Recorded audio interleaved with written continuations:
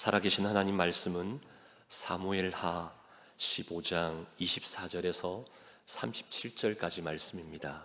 우리 시간 관계상 29절에서 37절까지의 말씀만 제가 봉독합니다. 사독과 아비아달이 하나님의 궤를 예루살렘으로 도로매어다가 놓고 거기 머물러 있느니라.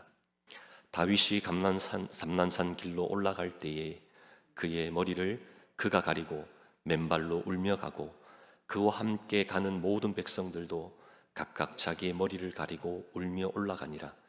어떤 사람이 다윗에게 알리되 압살롬과 함께 모반한 자들 가운데 아히도벨이 있나이다 하니 다윗이 이르되 여호와여 원하옵건대 아히도벨의 모략을 어리석게 하옵소서 하니라. 다윗이 하나님을 경배하는 마루턱에 이를 때에 아렉 사람 후세가 옷을 찢고 흙을 머리에 덮어쓰고 다윗을 맞으러 온지라. 다윗이 그에게 이르되 네가 만일 나와 함께 나아가면 내게 누를 끼치리라. 그러나 네가 만일 성읍으로 돌아가서 압살롬에게 말하기를 왕이여 내가 왕의 종이니이다. 전에는 내가 왕의 아버지의 종이었더니 이제는 내가 왕의 종이니이다 하면 네가 나를 위하여 아비도렐의 모략을 패하게 하리라. 사독과 아비아달 두 제사장이 너와 함께 거기 있지 아니하냐? 네가 왕의 궁중에서 무엇을 듣든지 사독과 아비아달 두 제사장에 알리라. 그들이 두 아들 곧 사독의 아히마아스와 아비아달의 요나단이 그들과 함께 거기 있나니 너희가 듣는 모든 것을 그들 편에 내게 소식을 알릴지니라 하는지라. 다윗의 친구 후세가 곧 성읍으로 들어가고 압살롬도 예루살렘으로 들어갔더라. 아멘. 살아계신 하나님의 말씀입니다. 이 땅을 살아가는 우리의 삶은 참으로 다양합니다. 하지만 그 다양한 삶들을 좀 분류해 보면 대략 한 세 가지의 삶으로 간추려질 겁니다. 지극히 평범한 일상을 살아가는 사람들도 있고, 또 어떤 사람은 소설책이나 영화에 나올 법한 그런 파란만장한 삶을 사는 사람도 있다는 것이죠. 또 어떤 분은 예기치 않은 순간에 찾아온 행복으로 인해서 인생 역전의 삶을 사는 사람도 있습니다. 오늘 본문에서 만나는 다윗, 이 다윗은 방금 제가 언급했던 이 세 가지의 삶이 모두 다 담겨 있는 삶을 살았죠. 평범한 일상에서 인생 역전으로, 또한 파란만장한 삶을 살았던 사람이 바로 다윗입니다. 평범한 집안의 막내 아들로 다윗이 태어났죠. 그저 목동으로서 평범한 청소년기를 그렇게 보냈습니다. 그러다 어느 날 선지자 사무엘에게서 기름 부음을 받습니다. 시간이 흘러 나중에는 유대의 왕이 되고요. 그 후에는 어떻게 됩니까? 이스라엘을 전체를 통치하는 그런 왕으로 등극하죠.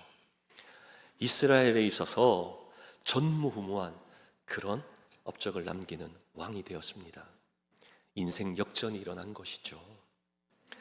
이런 삶이 가능했던 이유는 성경은 분명하게 말씀합니다. 사무엘하 5장 10절, 우리 사무엘하 5장 10절 말씀을 우리 한 목소리로 함께 말씀을 우리 스크린을 보면서 봉독합니다. 시작. 만군의 하나님 여호와께서 함께 계시니 다윗이 점점 강성하여 가니라. 아멘. 오늘 말씀에서, 방금 우리가 읽었던 말씀에서 다윗이 이렇게 강성해져 가고 인생 역전의 삶을 살 수 있었던 그 이유에 대해서 뭐라고 말씀합니까? 여호와 하나님 여호와께서 어떻게 했다고요? 함께 계시니. 하나님이 함께 하시는 삶이 바로 인생 역전의 삶인 줄 믿습니다. 하지만 다윗의 삶이 이렇게만 끝났다면 얼마나 좋겠습니까? 그렇지 않죠. 아쉽게도 다윗에게는 그 이후에 파란만장한 삶이 펼쳐지죠. 왕이 되기도 전에 이 다윗은 사울을 피해서 13년 동안 도망자의 신세를 살잖아요. 그것뿐입니까? 왕이 된 이유는 어떻습니까? 하나님의 뜻을 거스리고 하나님 앞에서 죄를 범하는 그런 하나님 앞에 악행을 행하는 그런 삶을 살았죠.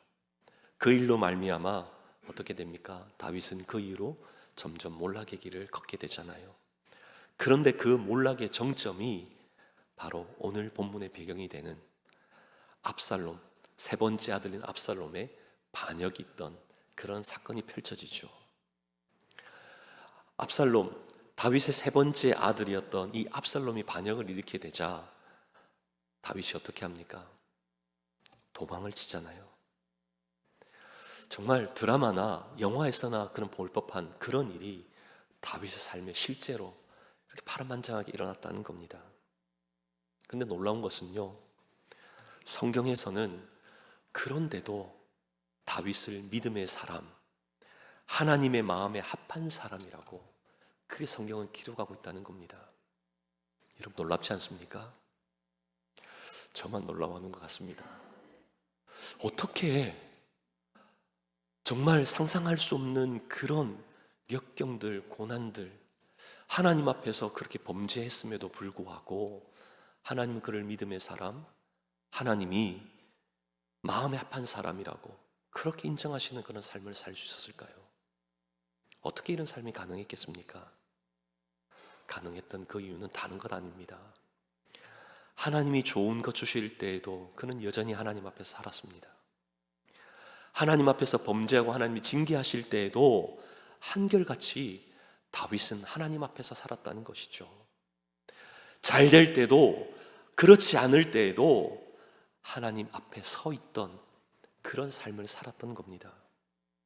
이것이 파국으로 치달았던 사울의 삶과는 극명하게 다른 그런 이유라는 것이죠.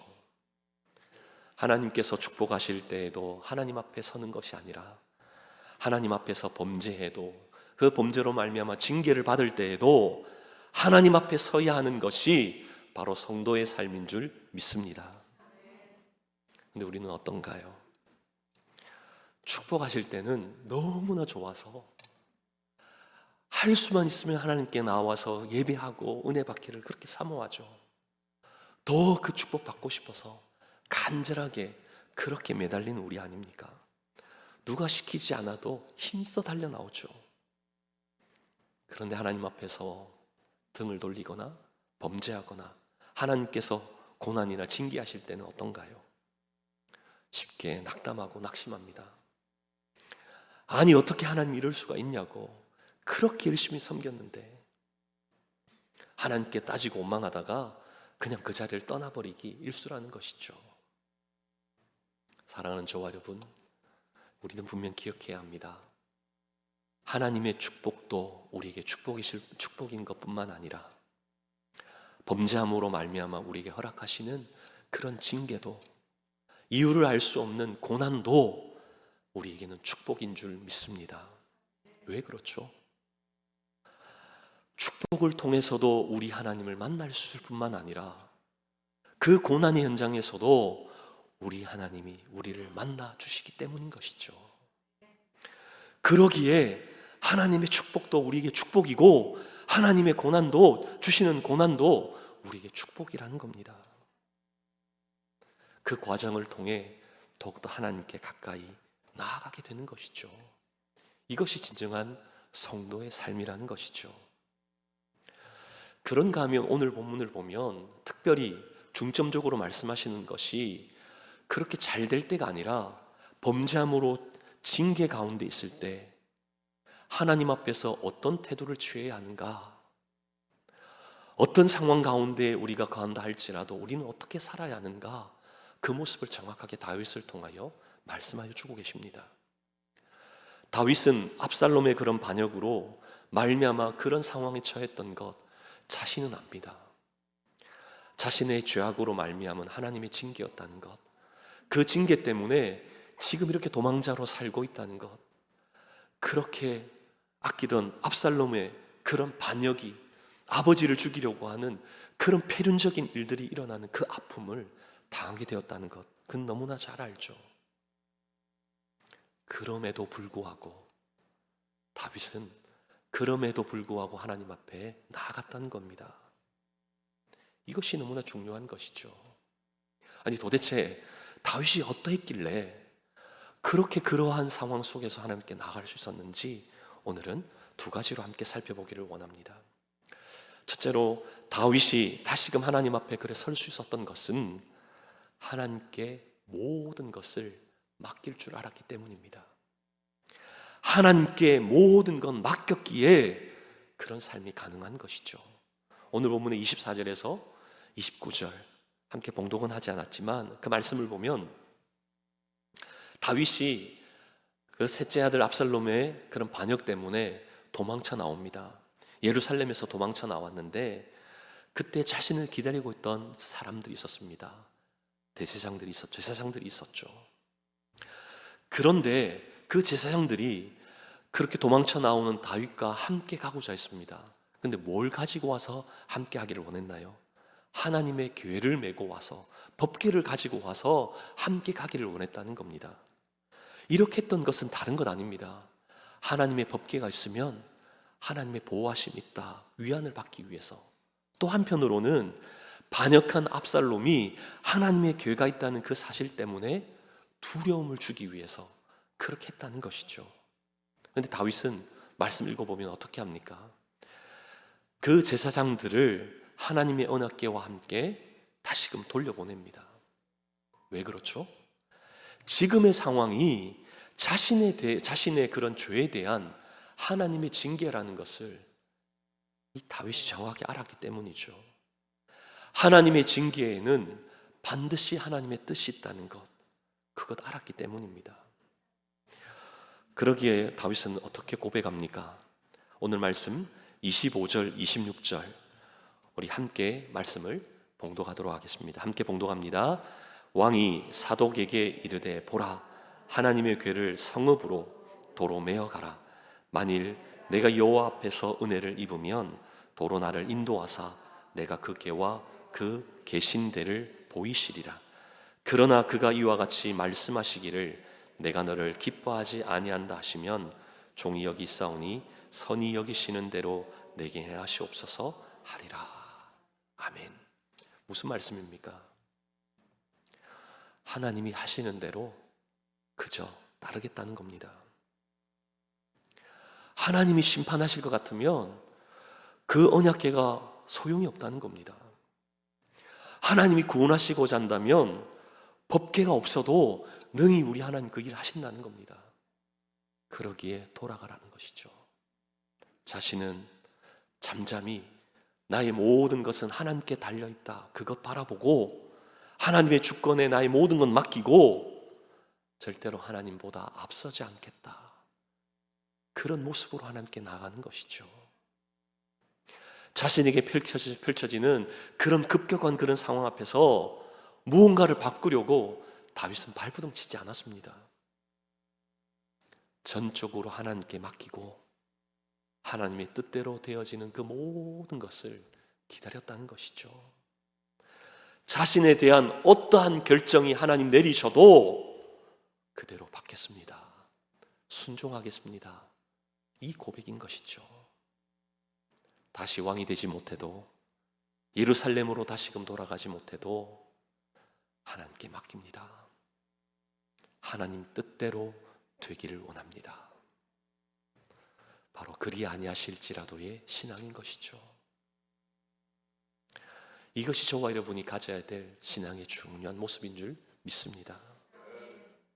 어떠한 상황이 있다 할지라도 우리 하나님을 전적으로 신뢰하고 믿으면 그리 아니하실지라도 내게 있는 모든 것 맡길 수 있는 겁니다.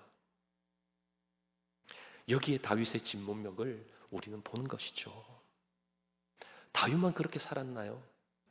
아니죠. 하나님의 사람들이 대부분 이렇게 살았습니다. 특히 우리 하박국 선지자, 그도 또한 이렇게 살았다는 것 우리는 정확하게 압니다. 하박국 3장 17절 18절 말씀, 우리가 너무나 잘 아는 말씀이잖아요. 우리 같이 한번 말씀을 봉독합니다. 시작. 비록 무화과 나무가 무성하지 못하며 포도나무에 열매가 없으며 감람나무에 소출이 없으며 밭에 먹을 것이 없으며 우리의 양이 없으며 외양간에 소가 없을지라도 나는 여호와로 말미암아 즐거워하며 나의 구원의 하나님으로 말미암아 기뻐하리로다. 아멘. 하박국 선지자가 지금 고백하고 있는 것, 언급하는 것들 한번 가만히 보십시오. 이 모든 것이 그 당시에 생계에 있어서는 없어서는 안 되는 것들입니다. 그런데 하박국은 어떻게 고백합니까? 이런 것이 없어도, 생계가 어려워지고 직접적인 타격을 받아도 나는 여호와로 말미암아 즐거워하며 나의 구원의 하나님으로 말미암아 어떻게 한다고요? 기뻐하리로다. 할렐루야. 그리 아니하실지라도의 하박국의 신앙의 고백인 것이죠. 저와 여러분의 고백되기를 원합니다. 하나님께 모든 것 맡기는 사람만이 할 수 있는, 세상이 감당키도 어려운 환경을 초월한 고백이 터져 나오는 것이죠. 우리는 보통 어떻습니까?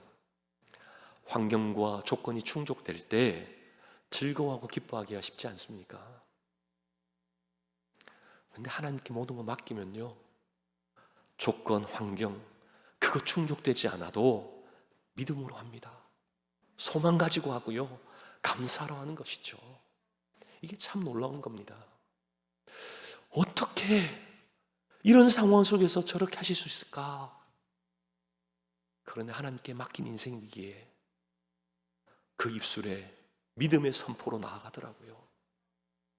소망의 눈으로 바라보고 하나님이 어떻게 행하실지 그것 바라보면서 나아가더라고요. 미리 이루어지기도 전에 하나님 감사합니다, 일을 행하더라고요. 어떻게 가능하죠? 하나님이 어떤 분이신지를 정확히 아는 사람. 나의 하나님이 되실 때 그 누구의 하나님이 아니라 나의 하나님이 되는 그 순간 우리의 모든 것 맡기게 될 줄 믿습니다. 조건, 환경이 아닙니다. 나의 하나님으로 고백하는 그 순간 우리는 믿음과 소망과 감사로 우리의 모든 것 맡기는 것이죠. 그저 하나님 일하심을 그냥 목도하는 겁니다. 사랑하는 저와 여러분, 여러분이 살면서 실망을 경험하고 싶습니까? 그러면 세상의 것 택하시면 됩니다. 절망을 경험해 보고 싶으세요? 여러분의 뜻대로 하시면 됩니다. 그러나 소망을 기대하신다면 우리 하나님께 모든 것 맡기십시오. 소망의 하나님께서 성령 안에서 우리에게 이루실 줄 믿습니다. 한치 앞을 알 수 없는 힘든 상황이 우리 앞에 펼쳐진다 할지라도 하나님께 맡긴 그 모든 일이 최악의 결과가 벌어진다 할지라도, 바닥까지 내려가는 그 순간이 내게 온다 할지라도, 그리 아니하실지라도 하나님께 맡기는 신앙으로 세워지는 저와 여러분 되기를 원합니다. 성공과 실패의 모든 열쇠를 가지고 계신 우리 하나님이십니다.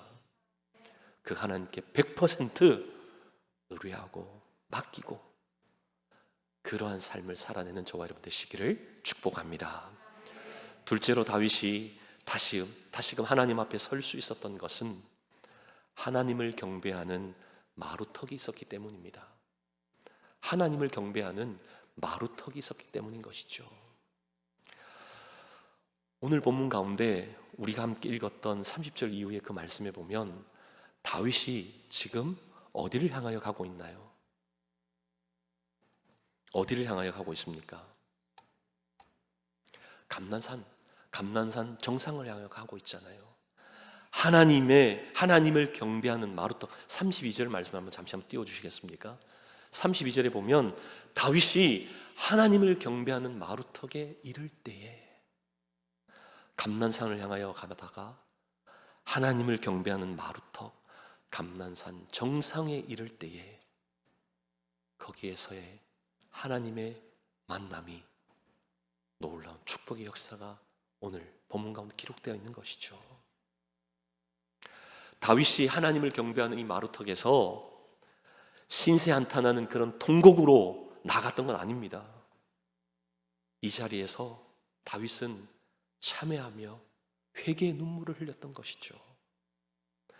감난산 그 정상에서 그 길을 올라가는 그 과정 중에 하나님의 그 놀라운 위로를 그는 체험했던 것이죠. 그러기에 정상에 다다랐을 때에 통회하고 자복하는 그런 은혜의 역사가 펼쳐지는 것이죠. 지금까지 다윗이 경험했던 하나님은 어떤 분이셨습니까? 사망의 음침한 골짜기를 다닐지라도 그와 함께 하셨던 하나님이셨잖아요. 마음이 괴롭고 아플 때에도 늘 곁에서 위로해 주셨던 하나님이셨잖아요. 그의 방패가 되시고 요새가 되시고 우리 하나님이 반석이 되어주셨던 것 다윗은 알고 있었습니다. 그런데 감난산 그 산 정상 하나님을 경배하는 그 마루턱에서 보니 우리 하나님이 과연 그와 같은 분이시다라는 것, 하나님이 일하시는 그 역사가 그의 눈으로 목도되는 그 순간 그는 새삼 그 모든 것들을 다시금 떠올렸을 겁니다. 우리가 다시금 하나님 앞에 설 수 있는 것, 하나님이 어떤 분이신지 경험하는 그 현장, 그 자리가 있을 때, 하나님을 경배하는 마루턱이 있을 때 우리에게는 새로운 은혜로 다가오게 하시는 줄 믿습니다. 그런가 하면 여러분 오늘 말씀을 잘 읽어보시면 그저 그냥 그렇게 우연스럽게 다윗에게 이런 일들이 일어났던 것 아니라는 겁니다. 오늘 말씀 30절 말씀을 우리 같이 한번 좀 보시면 좋겠습니다. 30절 우리 같이 함께 봉독합니다. 시작. 다윗이 감난산 길로 올라갈 때에 그의 머리를 그가 가리고 맨발로 울며 가고 그와 함께 가는 모든 백성들도 각각 자기의 머리를 가리고 울며 올라가니라. 아멘. 다윗이 지금 어떻게 감난산을 향하여 가고 있습니까? 머리를 가리고 맨발로 울며. 자신뿐만이 아니라 그를 따랐던 모든 사람도 그렇게 했다고 나와 있죠. 자신의 그 마음, 있는 그 모습 그대로 하나님 앞에 토로했다는 겁니다. 지금 다윗이 하나님 앞에 이 말씀으로 30절 이 말씀을 기록하는 바가 무엇이냐면 다윗이 왕으로 하나님 앞에 서 있는 것이 아니라 하나님 앞에서 죄인의 모습으로 서 있다는 겁니다. 있는 모습 그대로 신에서 발에서 신을 벗고 맨발로 자신의 그 형편과 처지, 하나님 앞에서 자신이 죄인이었다는 것을 자복하는 그 상태로 통회하는 그 마음으로 나아가는 그 모습을 우리는 보는 것이죠.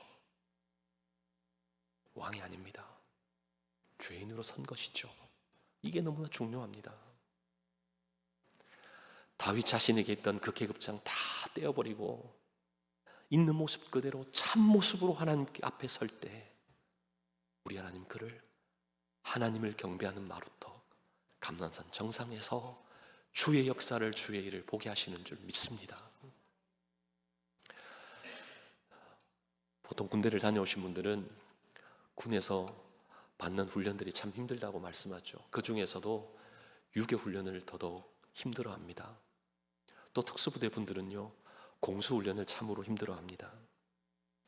근데 이 훈련을 받을 때 특징이 뭐냐면 계급장을 떼고 훈련을 받습니다. 장교건 부사관이건 사병이건 상관없습니다. 계급장 떼고 누구나 똑같이 동일하게 훈련에 임하는 것이죠.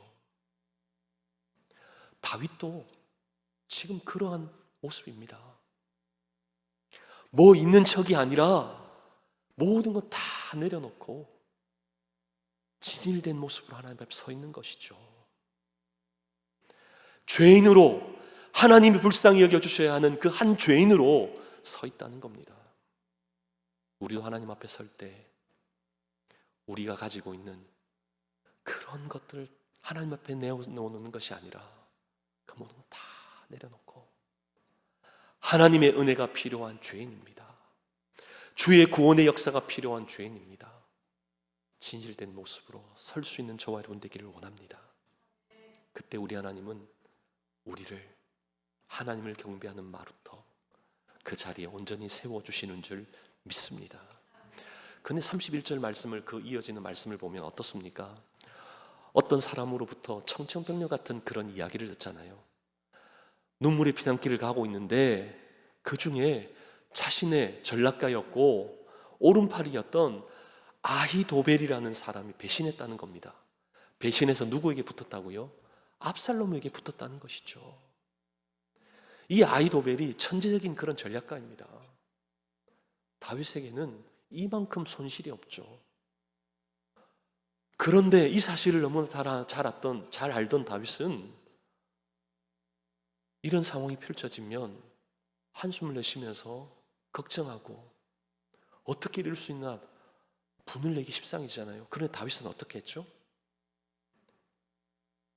여러분 32절 말씀, 31절 말씀에 보면, 죄송합니다, 31절 말씀에 보면 어떻게 얘기합니까? 아히도벨의 모략을 어리석게 해 주옵소서. 아히도벨의 모략을 어리석게 해 주십시오. 다윗이 그렇게 기도하는 것이죠. 그 간구가 있고 나서 32절 그 다음 절에 보면 어떤 일이 벌어집니까? 우리 32절 함께 봉독할까요? 다윗이 하나님을 경배하는 마루턱에 이를 때에 아렉 사람 후세가 옷을 찢고 흙을 머리에 덮어쓰고 다윗을 맞으러 온지라. 아멘. 진실한 모습으로 하나님께 나갔던 이 다윗의 한마디 외침, 우리 하나님 외면하지 않으셨습니다. 계급장을 다 뗐던 이 짤막한 다윗의 그 기도, 우리 하나님 즉각적으로 응답해 주셨죠. 하나님을 경배하는 마루턱 감난산 정상에 가니 누굴 만나게 하셨다고요? 후세. 나중에 다윗의 친구가 되죠. 훌륭한 전략가, 아히도벨을 능가하는 그런 사람을 하나님 사용하십니다. 이 후세를 만남으로 말미암아 결말은 어떻게 됩니까? 다시금 다윗이 모든 것 회복하잖아요. 놀랍지 않습니까? 그뿐만이 아닙니다. 계속해서 34절 32절 말씀을 보시면 하나님이 다윗에게 놀라운 지혜를 주십니다. 후세를 압살롬에게 거짓 항복시켜서 아히도벨의 그 모략을 백지화시키도록, 무력화하도록 그렇게 후세를 보냈죠. 이것이 어떻게 가능했냐면 압살롬이 반역을 일으킬 때 그 반역을 급격하게 일으켰습니다. 다급하게 일으키다 보니, 동시다발적으로 일으키다 보니 누가 적군이고 누가 아군인지 잘 구간할 수가 없었던 것이죠. 누가 자기 편인지 확실하게 알 수 없었기에 다윗도 예루살렘에 머물지 못하고 급히 도망쳐 나온 겁니다. 만약 극명한 구분이 되면 뭐라도 하겠는데 제대로 알지 못하기에 그랬던 것이죠.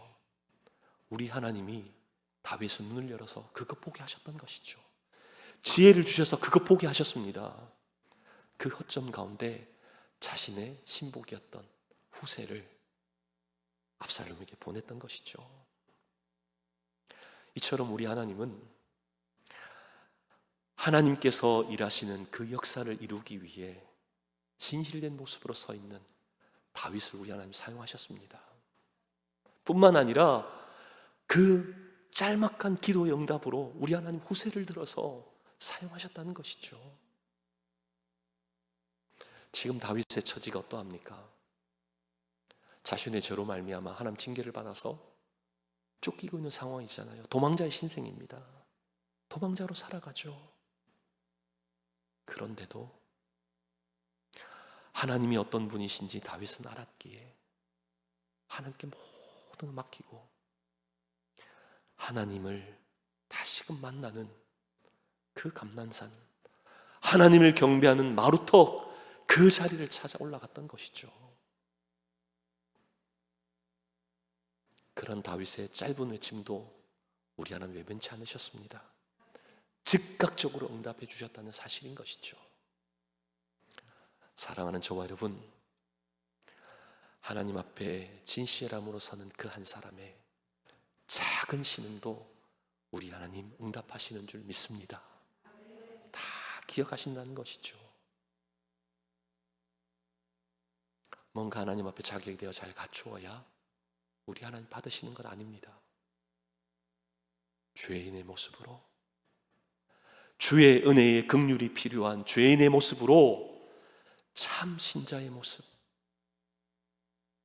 하나님 앞에 설 때 우리 하나님은 우리를 눈여겨보시는 줄 믿습니다. 사랑하는 저와 여러분, 오늘 우리는 다윗을 통하여 두 가지를 함께 배웁니다. 다윗이 어떻게 한결같이 하나님 가까이 나갈 수 있었습니까? 그의 인생 자체가 하나님께 모든 맡기는 삶이었기에 가능했던 것이죠. 그렇게 하지 않으실지라도 그 신앙으로 맡겼던 겁니다.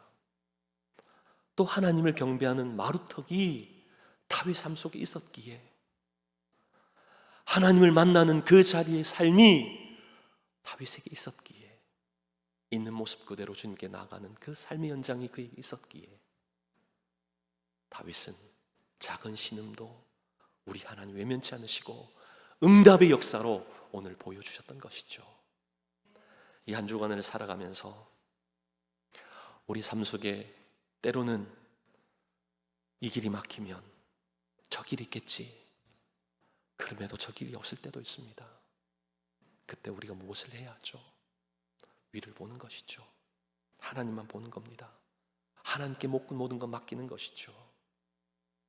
다른 그 이리저리 우리의 삶에 어떤 것 해결할 것이 아니라 다시금 하나님을 경배하는 마루터, 인모습 그대로 주의 은혜가 필요하고 주의 긍휼이 필요한, 주의 구원의 역사가 필요한 죄인의 모습으로 하나님 마루턱에 서서 주님이 나의 삶 속에 어떻게 일을 행하시고 어떤 역사를 펼치실지 기대함 가지고 나아가는 저와 여러분 되시기를 주님의 이름으로 축복합니다.